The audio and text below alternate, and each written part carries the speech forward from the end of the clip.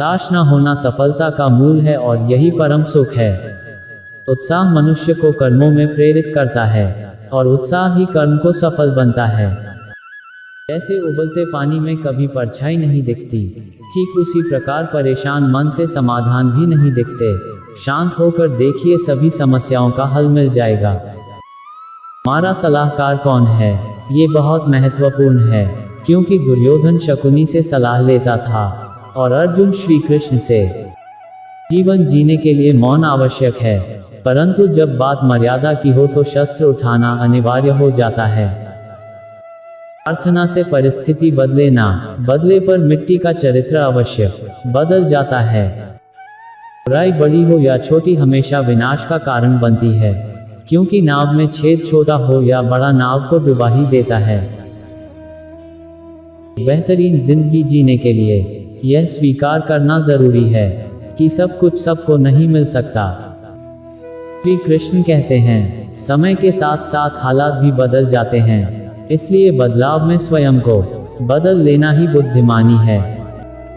श्री कृष्ण जी कहते हैं, हमें कभी उस व्यक्ति पर भरोसा नहीं करना चाहिए जो वक्त के साथ स्वभाव बदल लेता है। सोच और नियत अच्छी रखिए, फिर आपके कष्ट प्रभु स्वयं दूर कर देंगे।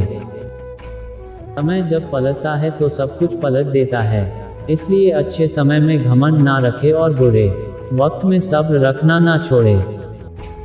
इतना इंतजार वो आपसे करवा रहा है, ना समय आने पर वो इतना देगा कि संभाल भी नहीं पाओगे। वापस नहीं जा सकते हैं और शुरुआत को नहीं बदल सकते हैं, लेकिन आप जहां हैं वहीं से शुरू कर सकते हैं और अंत को बदल सकते हैं। अपना मन अच्छे कार्यों को करने में लगाएं, इसे बार बार करें और आप देखेंगे कि आप खुशी से भर गए हैं। अगर आपका खुद पर पूरा नियंत्रण है तो आपको वह क्षमता हासिल होगी जिसे बहुत ही कम लोग हासिल कर पाते हैं। मनुष्य अपने विश्वास से निर्मित होता है, जैसा वो मनुष्य विश्वास करता है वैसा वो मनुष्य बन जाता है। श्री कृष्ण अर्जुन से कहते हैं कि जब ज्ञान की धारा जब बहती है तो सबसे पहले मोह को नष्ट करती है। मोह को इसलिए नष्ट करती है क्योंकि मोह अज्ञान है। दुखों का एक कारण मोह भी है।